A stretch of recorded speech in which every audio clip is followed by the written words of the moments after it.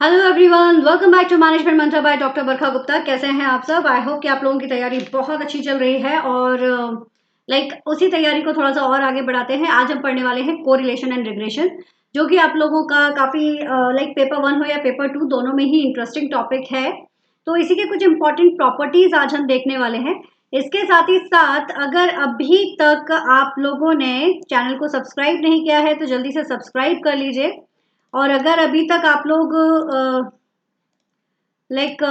जो प्लेलिस्ट है हमारी वहां तक नहीं पहुंच पाए हैं तो प्लेलिस्ट जरूर देखिए चैनल पर। टेलीग्राम ज्वाइन कर लीजिए जिससे आपको अपकमिंग सारी क्लासेस की इन्फॉर्मेशन मिलना शुरू हो जाए गाइस। ठीक है, तो जिससे आप लोगों को जो भी आपके डाउट्स हैं वो भी आपके क्लियर हो जाएंगे, सारे टॉपिक आप लोगों के कवर हो जाएंगे। चलिए तो शुरू करते हैं हमारा आज का सेशन, कोरिलेशन एंड रिग्रेशन। ध्यान से देखिएगा, इंपॉर्टेंट टॉपिक है। तो गाइस, कोरिलेशन एंड रिग्रेशन इस टॉपिक को आज हम करने वाले हैं। तो देखो, को रिलेशन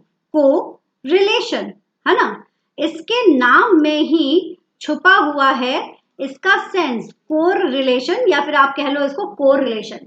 तो दैट मीन्स कि यहाँ पर जो बात की जा रही है वो बात की जा रही है ऐसे वेरिएबल्स की जहां पर दो वेरिएबल्स को आपस में कोरिलेट किया जा रहा है, उनमें कितनी स्ट्रेंथ है और कितनी स्ट्रेंथ नहीं है, यानी कि उनकी स्ट्रेंथ और उनकी वीकनेस को चेकआउट करने के लिए इस तरह का रिलेशनशिप किया जाता है।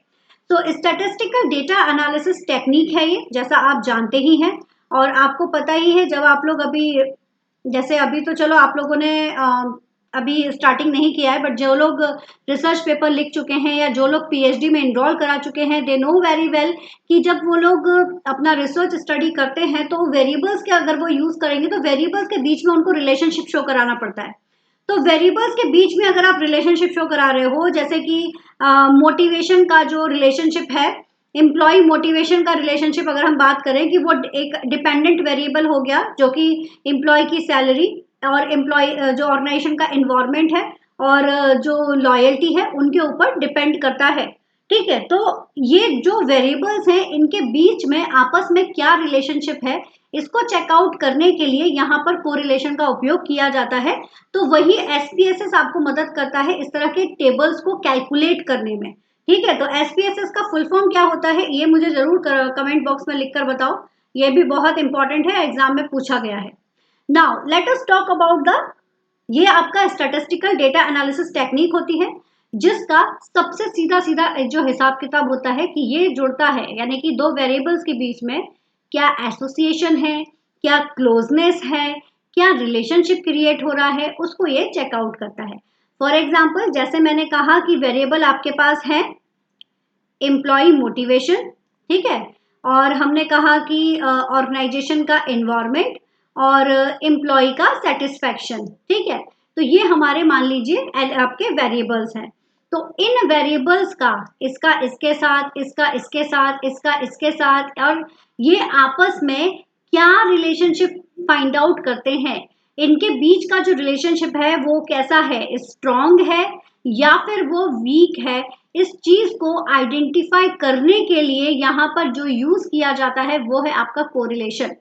ठीक है, तो ये होता है आपका कोरिलेशन, वेरिएबल्स के बीच की स्ट्रेंथ और वीकनेस को चेक करने के लिए ये आपका यूज किया जाता है, स्ट्रेंथ एंड वीकनेस।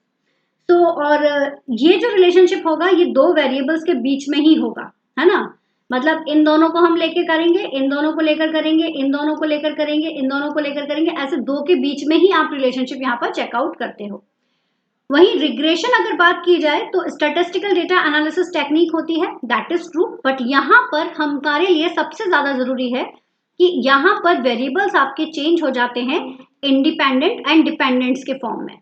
तो यहाँ पर इंडिपेंडेंट वेरिएबल भी होगा और डिपेंडेंट वेरिएबल भी होगा, और यहाँ पर हम ये पता करने की कोशिश करते हैं कि इंडिपेंडेंट वेरिएबल में चेंज करने पर जो डिपेंडेंट वेरिएबल है इसमें क्या चेंज होता है। ठीक है, so we just find out, yeah, we just measure the change in dependent variable when we change in independent variable. That is the basic motto between this correlation and regression. Clear? चलिए जी आगे बढ़ते हैं। अब अगर बात की जाए जो कोरिलेशन है आपका, correlation is used to measure the numerical values of associations, ये आपकी न्यूमेरिकल वैल्यूज पता करता है एसोसिएशन कितना है, क्लोजनेस कितना है या रिलेशनशिप कितना है वेरिएबल्स के बीच में, उनके बीच में। मतलब ये एक सिंगल वैल्यू ये आपको दे देगा, ठीक है, एक सिंगल वैल्यू आपको ये दे देगा रिलेशनशिप के रिगार्डिंग। किसके रिगार्डिंग? रिलेशनशिप के रिगार्डिंग आपको ये सिंगल वैल्यू प्रोवाइड करेगा। और सबसे इंपॉर्टेंट चीज, यहाँ पर कॉज एंड इफेक्ट रिलेशनशिप नहीं होता है, क्योंकि यहाँ वेरिएबल्स को वेरिएबल्स ही समझा जाएगा, यहाँ वेरिएबल्स को इंडिपेंडेंट और डिपेंडेंट में नहीं ताका जाएगा, है ना। वेरिएबल्स को यहाँ पर इंडिपेंडेंट और डिपेंडेंट में हम नहीं कन्वर्ट करते हैं, सभी वेरिएबल्स को एक साथ लेकर काम करते हैं, इसलिए कॉज एंड इफेक्ट रिलेशनशिप यहाँ पर नहीं होगा। बट रिग्रेशन में होगा, क्योंकि रिग्रेशन में आपका एक डिपेंडेंट वेरिएबल होगा, है ना, एक डिपेंडेंट वेरिएबल होगा और एक या फिर मोर, वन या फिर मोर आपके इंडिपेंडेंट वेरिएबल्स होंगे। और ये इंडिपेंडेंट वेरिएबल्स क्या इम्पैक्ट डालते हैं डिपेंडेंट के ऊपर, इसको चेकआउट किया जाता है। सो दैट मीन्स कि यहाँ पर एक तरह से हम कह सकते हैं कि कॉज एंड इफेक्ट रिलेशनशिप जो है वो दोनों वेरिएबल्स के बीच में आपको देखने को मिलेगा। ठीक है जी, इतना क्लियर हो गया। नाउ आगे बढ़ते हैं। देखो ध्यान से देखते जाना, सारा रिलेशनशिप बिल्कुल नॉर्मल है, कोई भी वो नहीं है। टाइप्स ऑफ कोरिलेशन, एक होता है पॉजिटिव कोरिलेशन, एक नेगेटिव और एक आपका नो कोरिलेशन। ठीक है, अभी हम बात करते हैं पॉजिटिव कोरिलेशंस की। अगर तो ये आपका स्ट्रॉन्ग भी हो सकता है और वीक भी हो सकता है। पॉजिटिव कोरिलेशन का क्या मतलब हो गया कि अगर एक वेरिएबल बढ़ रहा है, ठीक है, वेरिएबल एक अगर इंक्रीज हो रहा है तो दूसरा भी इंक्रीज होगा, अगर एक डिक्रीज हो रहा है तो दूसरा भी डिक्रीज होगा, तो that is the positive. Negative correlation का मतलब क्या हो गया कि अगर एक इंक्रीज हो रहा है तो दूसरा डिक्रीज हो रहा है ना, एक डिक्रीज हो रहा है तो दूसरा इंक्रीज हो रहा है। और नो कोरिलेशन का मतलब क्या हो गया कि दोनों के बीच में कोई भी रिलेशन नहीं है। फॉर एग्जाम्पल जैसे कि अगर कोई तो उसके पास कंप्यूटर और बाइक, ये दो चीजें हैं जिनका वो क्या कर रहा है, देख रहा है कि कंप्यूटर का सेल कितना हुआ है और बाइक का सेल कितना हुआ है। तो इनकी अगर वो सेलिंग चेकआउट कर रहा है लेकिन इनका आपस में तो कोई रिलेशनशिप है ही नहीं, तो that is the no relations वाला फंडा यहाँ पर काम करेगा। अच्छा, एक और चीज आपको जो ध्यान देनी है कि जो पॉजिटिव कोरिलेशन होगा, ध्यान दीजिएगा, जो पॉजिटिव कोरिलेशन होता है उसका जो अगर ग्राफ आप देखोगे तो वो आपको कुछ इस तरह से दिखाई देगा। ठीक है, वही if we talking about the negative correlation, तो वहां पर आपको जो इसका ग्राफ दिखेगा वो इस तरह से दिखाई देगा, है। और नो रिलेशन में तो खैर सवाल पैदा ही नहीं होता है। वही बात की जाए रिग्रेशन, टाइप ऑफ रिग्रेशंस की, तो इनके नाम आप लोग याद रखिए, जिससे कि कभी एग्जाम में अगर पूछ लिया जाए कि it is a type of regression और नॉट, तो at least you know about the name. ज्यादा डिटेल में नहीं जाएंगे but at least you should know about the name. तो लीनियर रिग्रेशन होता है, लॉजिस्टिक रिग्रेशन होता है, पॉलिनोमिनल होता है, रिट्ज होता है एंड लासो रिग्रेशन होता है। तो बेसिकली 5 आपके यहाँ पर रिग्रेशंस के टाइप्स होते हैं। कितने? 5 टाइप्स होते हैं रिग्रेशंस के। ओके, अच्छा, एक और चीज जो आप लोगों को यहाँ पर पता होनी चाहिए, सॉरी, यस, एक और चीज जो आप लोगों को पता होनी चाहिए, जो जैसे अगर हम बात करें कोरिलेशन की, तो कोरिलेशन आपका जो है वो कैसा है, लाइक वो लीनियर है या फिर वो आपका लीनियर नहीं है, ये कैसे आपको पता चलेगा। ठीक है, तो अगर वो लीनियर होता है तो जैसा हमने कहा कि इस तरह के आपके ग्राफ क्रिएट होंगे लीनियर के केसेस में। लीनियर का क्या मतलब होता है? लीनियर का मतलब होता है कि अगर x की वैल्यू 5 चेंज हो रही है तो y की वैल्यू जो है वो 10 चेंज हो रही है। तो ये सिमिलर चलेगा कि x की वैल्यू नेक्स्ट टाइम अगर 10 हुई है तो इसकी वैल्यू जो है वो 20 होगी, मतलब ये उतनी ही चेंज होगी, है ना, जितनी ये यहाँ पर आपकी चेंज हुई है उतनी ही यहाँ पर ये आपकी चेंज होगी। x की जितनी वैल्यू चेंज हुई है तो y में भी उतनी ही वैल्यू आपकी चेंज होगी। ठीक है ना, अगर यहाँ पर ये 5 है और ये 20 है तो यहाँ पर ये 10 हुआ, तो ये अगर 5 बड़ा है तो ये आपका 20 है तो 20 ही बढ़ेगा। इसी तरह से ये सीरीज आपकी आगे बढ़ती चली जाएगी, तो ये आपको ध्यान रखना है। और वही अगर कंडीशन नॉन लीनियर है, कौन सी कंडीशन है? नॉन लीनियर अगर आपकी कंडीशन है तो इस केस में यहाँ पर इसको भी याद रखिएगा, कर्वी लीनियर के नाम से भी इसको आपका जाना जाता है। मतलब कि जब कि आपका ग्राफ बनेगा, है ना, क्योंकि कांस्टेंट चेंज नहीं होगा। यहाँ पर आप देख रहे हो कांस्टेंट चेंज हो रहा है, जितना ये अगर ये 5 बढ़ रहा है तो ये आपका 20 बढ़ रहा है ना, तो ये इसी हिसाब से आगे भी सीरीज जो है वो आपकी चलती जाएगी। तो कांस्टेंट आपका चेंज हो रहा है, लेकिन इसमें कोई कांस्टेंट चेंज नहीं होता है, इसलिए यहाँ पर जो आपका ग्राफ बनता है वो आपका कर्वी लीनियर के नाम से भी इसको जाना जाता है। कर्वी लीनियर नाम से भी जाना जाता है, जो नॉन लीनियर है, जो कांस्टेंट नहीं बढ़ते।